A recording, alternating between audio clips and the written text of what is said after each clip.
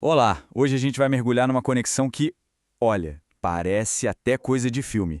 Como é que uma crise geopolítica lá do outro lado do mundo, no Golfo Pérsico, consegue mexer diretamente com o preço do arroz, do feijão, de tudo que está na prateleira do nosso supermercado? Vamos desvendar essa cadeia de eventos. Para começar, vamos a este número, 7,2 bilhões de reais. É isso mesmo. Esse foi o custo extra, assim, de uma hora para outra, que o agronegócio brasileiro teve que engolir. Um baque financeiro que, com certeza, não estava no planejamento de ninguém. E aí fica a grande pergunta, né? Como é que esse rombo do caixa aqui no Brasil tem a ver com um conflito acontecendo a milhares e milhares de quilômetros de distância? Pois é exatamente essa trilha que a gente vai seguir agora para entender tudo passo a passo. Bom, a nossa primeira parada para entender essa confusão é aqui mesmo no Brasil. Vamos direto para o campo, que foi onde a crise bateu primeiro e com mais força.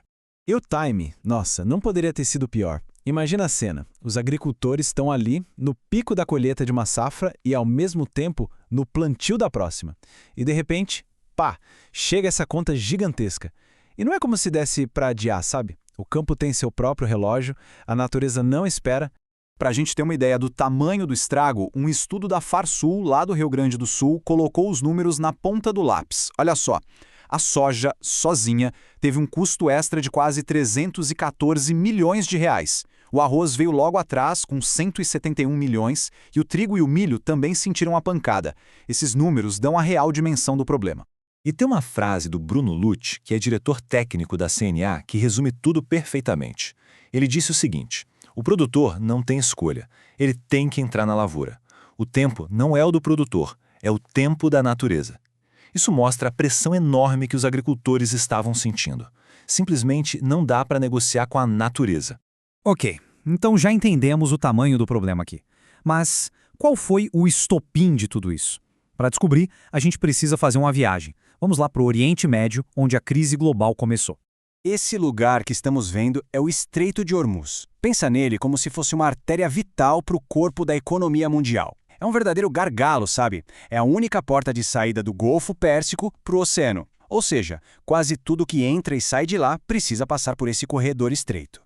E a importância dele fica ainda mais clara com os números. Cerca de 35% de todo o petróleo do mundo passa por ali.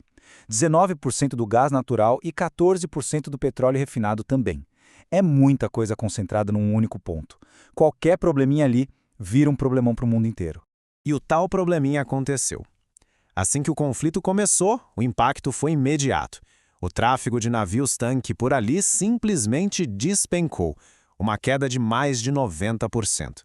Foi como se essa artéria principal da energia mundial tivesse sido quase que totalmente bloqueada da noite para o dia.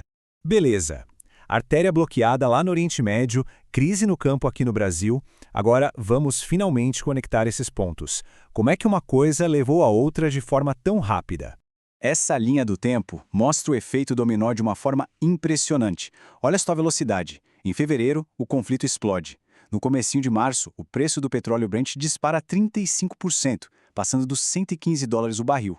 Em meados de março, a Petrobras aqui no Brasil já reajusta o diesel em 11,5%, e no fim do mesmo mês, os agricultores já sentiam na bomba um aumento de mais de 23%. Foi tudo muito rápido. E por que o Brasil sentiu tanto esse golpe? A resposta está nesse número, 30%. É mais ou menos o tanto de diesel que o país precisa importar para dar conta do recado.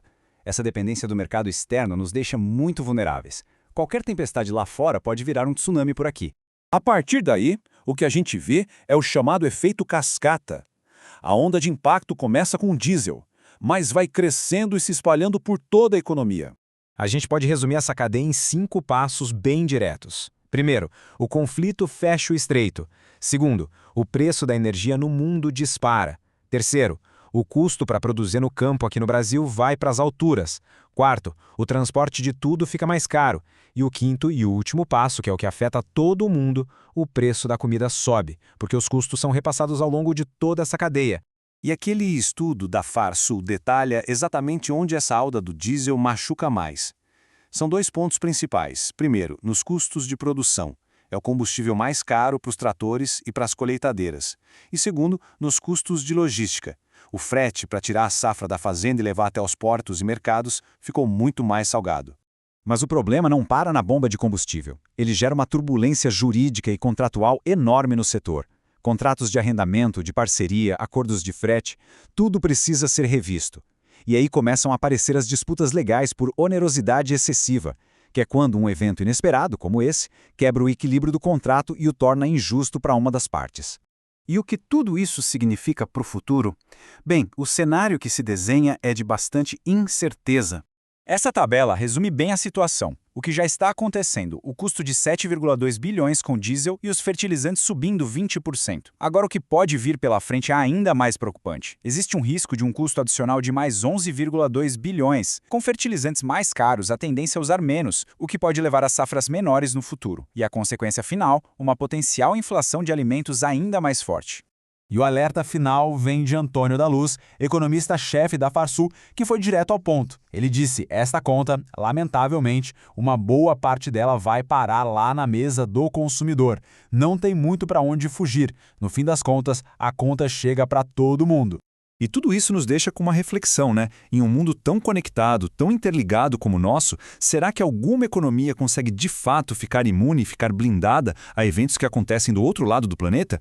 A história que a gente viu hoje sugere que a resposta é muito provavelmente não.